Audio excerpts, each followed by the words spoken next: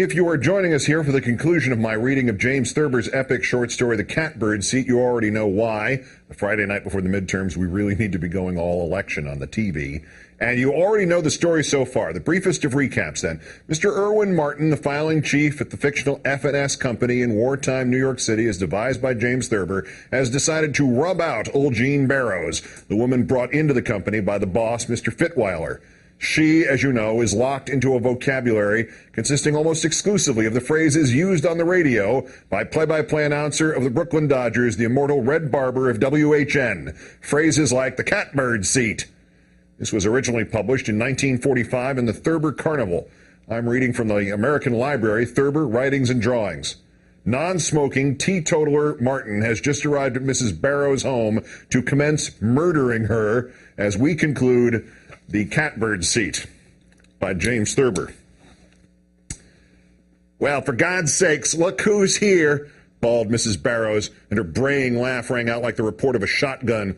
He rushed past her like a football tackle, bumping her. Hey, quit shoving, she said, closing the door behind them. They were in her living room, which seemed to Mr. Martin to be lighted by 100 lamps. What's after you, she said. You're as jumpy as a goat. He found he was unable to speak. His heart was wheezing in his throat. Yes, he finally brought out. She was jabbering and laughing as she started to help him off with his coat. No, he said. I'll put it here. He took it off and put it on a chair near the door.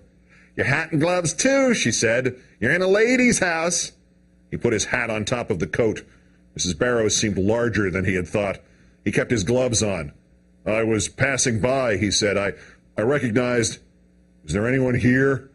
She laughed louder than ever. No, she said. We're all alone.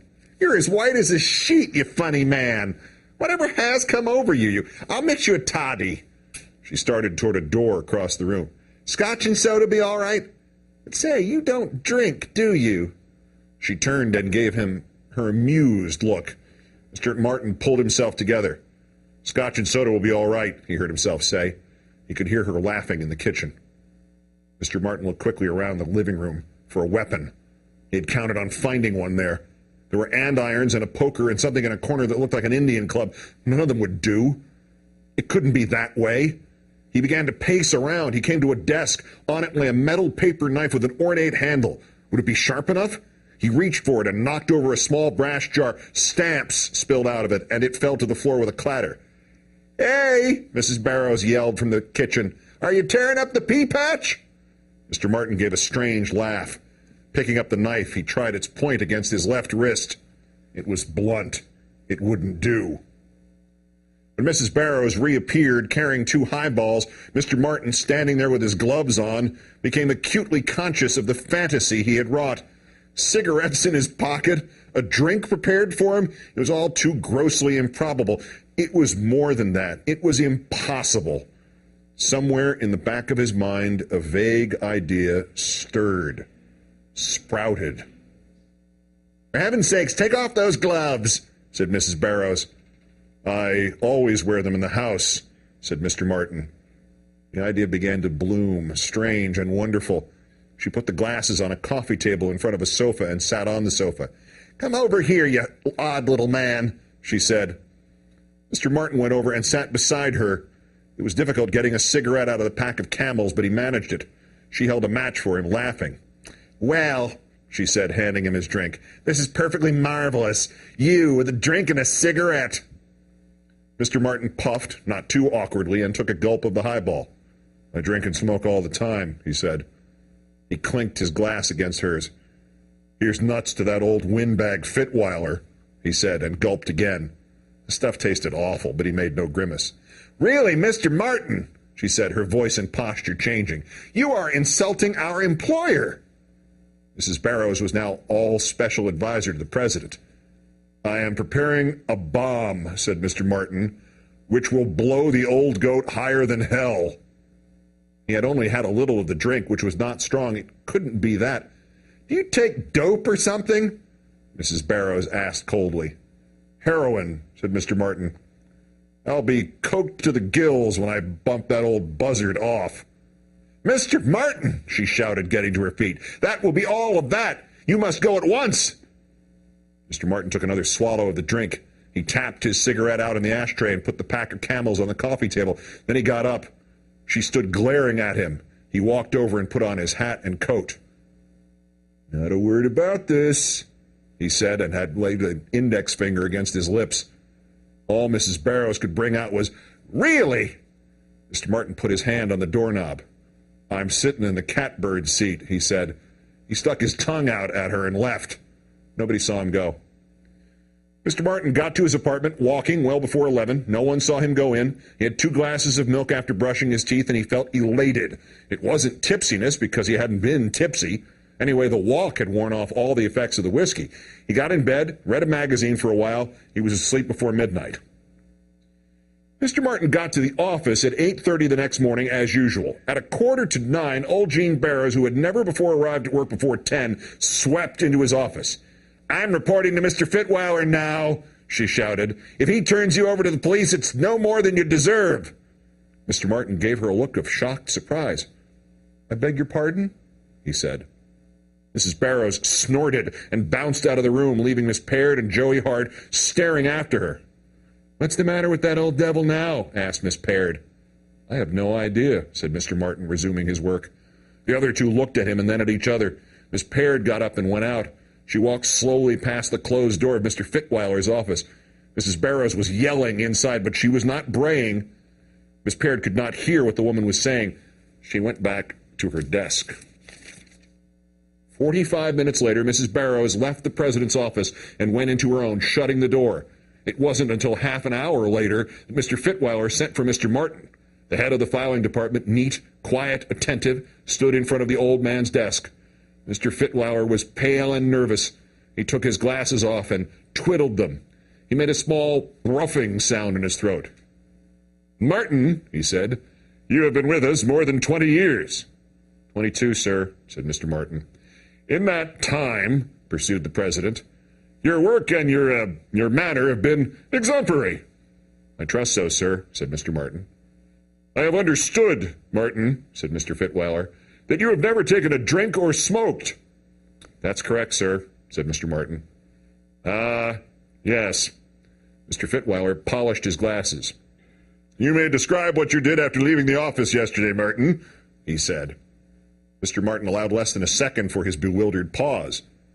"Certainly, sir," he said. "I walked home. Then I went to Shraft's for dinner. Afterward, I walked home again.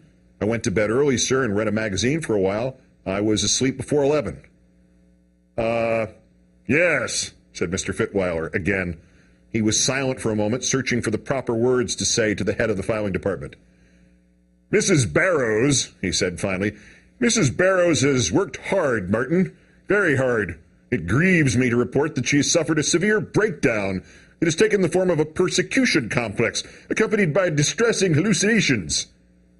"Very sorry, sir," said Mr. Martin. "Mrs. Barrows is under the delusion," continued Mr. Fitweiler, "that you visited her last evening and behaved yourself in an unseemly manner." He raised his hand to silence Mr. Martin's little pained outcry. "It is the nature of these psychological diseases," Mr. Fitweiler said, "to fix upon the least likely and most innocent party as the source of persecution. These matters are not for the lay mind to grasp, Martin. I've just had my psychiatrist, Dr. Fitch, on the phone. He would not, of course, commit himself, but he made enough generalizations to substantiate my suspicions. I suggested to Mrs. Barrows, when she had completed her, story to me this morning, that she visit Dr. Fitch, for I suspected a condition at once. She flew, I regret to say, into a rage and requested that I call you on the carpet. You may not know, Martin, but Mrs. Barrows had planned a reorganization of your department, subject to my approval, of course, subject to my approval. This brought you, rather than anyone else, to her mind, but again, that is a phenomenon for Dr. Fitch, not for us. So, Martin, I am afraid Mrs. Barrows' usefulness here is at an end." "I am dreadfully sorry, sir," said Mr. Martin. It was at this point that the door to the office blew open with the suddenness of a gas main explosion, and Mrs. Barrows catapulted through it. "Is the little rat denying it?" she screamed. "He can't get away with that." Mr. Martin got up and moved discreetly to a point beside Mr. Fitweiler's chair. You drank and smoked at my apartment, she bawled at Mr. Martin. And you know it. You called Mr. Fitweiler an old windbag and said you were going to blow him up when you got coked to the gills on your heroin. She stopped yelling to catch her breath, and a new glint came into her popping eyes. If you weren't such a drab, ordinary little man, she said, I'd think you'd planned it. Sticking your tongue out, saying you were sitting in the Catbird seat because you thought no one would believe me when I told it. My God, it's really too perfect. She brayed loudly and hysterically, and the fury was on her again. She glared at Mr. Fitweiler. Can't you see how he's tricked us, you old fool? Can't you see his little game? But Mr. Fitweiler had been surreptitiously pressing all the buttons under the top of his desk, and employees of F&S began pouring into the room. Stockton, said Mr. Fitweiler, you and Fishbein will take Mrs. Barrows to her home. Mrs. Powell, you will go with them. Stockton, who had played a little football in high school, blocked Mrs. Barrows as she made for Mr. Martin. He took him and Fishbein together to force her out of the door, into the hall, crowded with stenographers and office boys. She was still screaming imprecations at Mr. Martin, tangled and contradictory imprecations. The hubbub finally died out down the corridor. I regret that this has happened, said Mr. Fitweiler. I shall ask you to dismiss it from your mind, Martin. Yes, sir, Mr. Martin said, anticipating his chiefs. That will be all, by moving to the door. I will dismiss it. He went out and shut the door, and his step was light and quick in the hall. When he entered his department, he had slowed down to his customary gait, and he walked quietly across the room to the W-20 file, wearing a look of studious concentration. The Catbird Seat by James Thurber. And now imagine that as a movie, please, starring Peter Sellers as Mr. Martin, set in a distillery in Scotland. Hope you enjoyed it. I'm Keith Olbermann. See you on Countdown.